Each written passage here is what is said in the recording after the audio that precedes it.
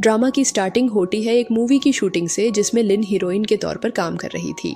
लिन को स्क्रिप्ट दी जाती है जिसको वह पढ़ती है।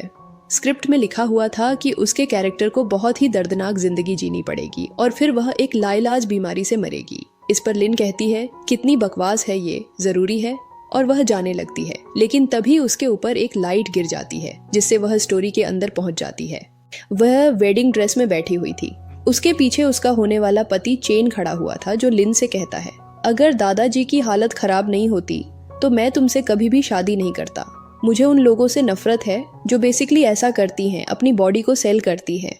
इस पर लिन अपने मन में सोचती है ये बिल्कुल वैसा लग रहा है जैसे वह स्टोरी लाइन थी और मेरे पीछे पड़ा हुआ ये लड़का जरूर चेन है।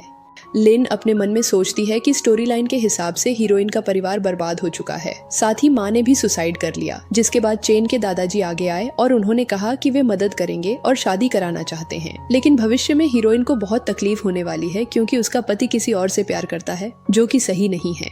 इसके बाद लिन कहती है मैं जानती हूँ कि आप और यसू एक दूसरे से बहुत ज्यादा प्यार करते हैं। मैं आप दोनों के बीच नहीं आना चाहती, लेकिन आप मेरी परिवार की स्थिति जानते हैं। और वह घुटनों पर बैठने वाली होती है कि तभी चेन उसे रोकता है। वह पीछे गिरने वाली होती है। चेन उसको पकड़ लेता है लेकिन फिर जल्दी से दूर हो जाता है। इस पर लिन कहती है असल में तो यह किसी कुत्ते या बिल्ली को पालने जैसा होगा। यही समझिए कि आप किसी जानवर को घर में रख रहे हैं। मुझे बस रहने की जगह चाहिए, मैं आपके और यसू के बीच नहीं आऊंगी। जिसके लिए वो लड़का राजी हो जाता है और चला जाता है।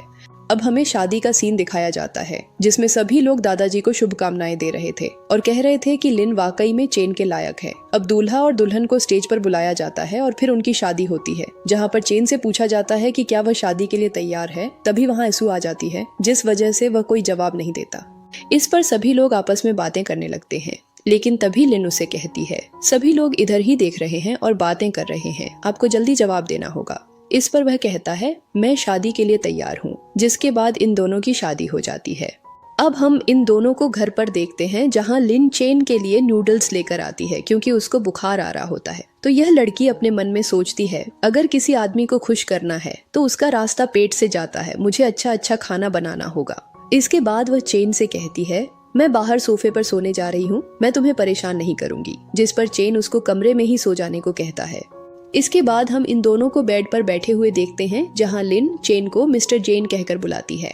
इस पर वह कहता है मिस्टर लगाने की जरूरत नहीं है, तुम बस नाम ही ले सकती हो। इस पर लिन कहती है क्या मैं तुम्हें वैसे ही बुलाऊं जैसे बचपन में बुलाया करती थी। इस पर चेन अपने मन में सोचता है मैंने बस अपना नाम लेने को कहा था, लेकिन यह लड़की तो सिर पर चढ़ने को तैयार हो गई। और वह गुस्से में कहता है बस मेरा नाम लो, और ब्लैंकेट के अंदर मुंह डालकर सो जाता है।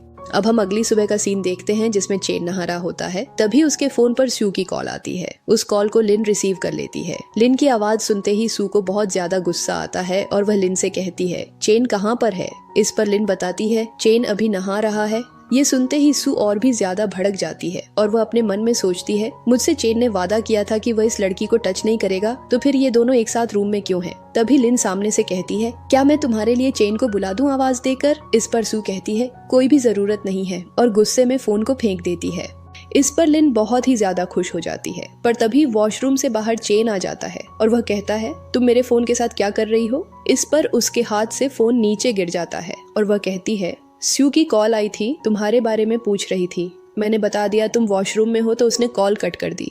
इस पर वह कहता है पर तुम्हारे बताने और तुम्हारे एक्सप्रेशन में काफी ज्यादा फर्क लग रहा है। इस पर वह कहती है मैं सच बोल रही हूँ। जिस पर वह कहता है ठीक है, लेकिन आगे से मेरी कॉल रिसीव मत करना। अब सू चेन के घर पहुंच जाती है और दादाजी के पास खड़ी हुई थी। दादाजी को देखकर लगता है कि वह सू को पसंद नहीं करते।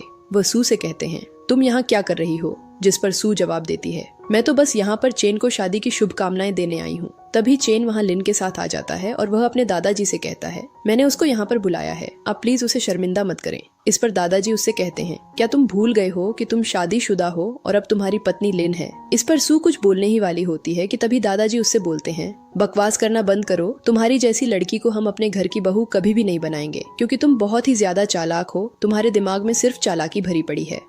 लिन जल्दी से दादाजी के पास जाकर बैठ जाती है और उनको शांत रहने को कहती है। इस पर दादाजी कहते हैं क्या मैंने तुम्हें डरा दिया। जिस पर वह कहती है बिल्कुल नहीं। दादाजी कहते हैं अब से तुम कंपनी जाओगी, मैं कंपनी में तुम्हारे लिए एक नई पोस्ट खाली कर देता हूँ क्योंकि कंपनी को तुम्हारे जैसी लड़की की जरूरत है, न कि किसी चालाक लड़की की।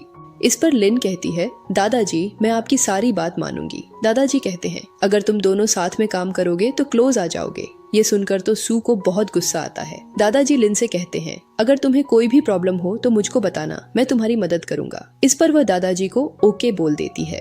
तभी सू कहती है, दादाजी हम लिन को डिजाइनिंग डिपार्टमेंट में क्यों नहीं डाल देते, इससे मेरा भी काम आसान हो जाएगा और मैं इसकी हेल्प भी कर दूंगी।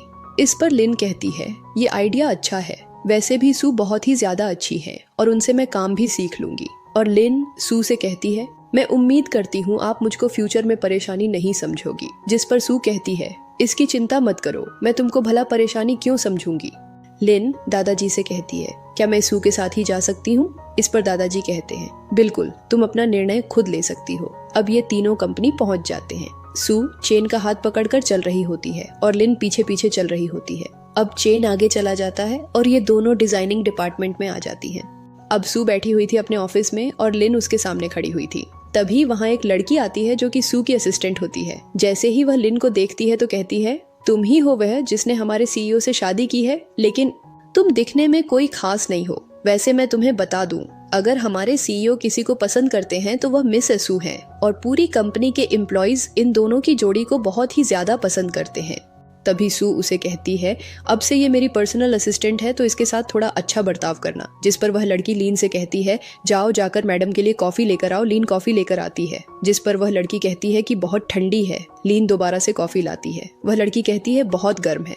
लीन तीसरी बार कॉफी लेकर आती है। उसमें भी वह लोग कमी निकालने लगते हैं। इस पर लीन अपने मन में सोचती है, वह के हिसाब से सू जानबूझकर अपने ऊपर कॉफी डाल लेगी और फिर मेरा नाम लेगी, तो क्या ना मैं ये सच में कर दूं। और वह उसके हाथ पर कॉफी डाल देती है। जिस पर सू जोर जोर से चिल्लाने लगती है। सू की असिस्टेंट भी लीन के ऊपर चिल्लाते हुए कहती है, तुमने यह क्या किया, क्या तुम पागल हो गई हो। हम एक आदमी को देखते हैं जो चेन को जाकर बताता है कि लीन ने सू का हाथ जला दिया है। यह सुनकर तो उसे बहुत गुस्सा आता है और वह कहता है, वह लड़की मेरे सामने कितनी सीधी बनती थी, लेकिन यह उसकी सच्चाई है। वह इसीलिए शांत थी क्योंकि वह सू को परेशान करना चाहती थी और वह जल्दी से वहां के लिए निकल जाता है। दूसरी तरफ हम लीन को देखते हैं जिसके ऊपर एसयू की असिस्टेंट लगातार चिल्ला रही थी कि उसने यह जानबूझकर किया है। तभी लीन सू से कहती है, मैंने नहीं जानबूझकर नहीं किया, आप मेरे साथ ऐसा क्यों कर रही हैं? आपने तो दादाजी से प्रॉमिस किया था कि आप मेरा ध्यान रखेंगी। इस पर सू सामने से गुस्से में कहती है, बकवास करना बंद करो, मैं अच्छे से जानती हूँ तुमने ये सब कुछ जानबूझकर किया है। तुम मेरे और चेन के बीच में आना चाहती हो। और वह लीन का हाथ पकड़ लेती है। तभी यहाँ पर चेन भी आ जाता है। वह दरवाजे पर ही खड़ा था और वहाँ से इनकी बातें सुन रहा था। क्योंकि लीन तो ये सब कुछ पहले से जानती थी, इसलिए वह जानबूझकर एसयू से कहती है, तुम्हें कोई गलतफहमी हुई है, ऐसा कुछ भी नहीं है। वैसे भी हम दोनों रात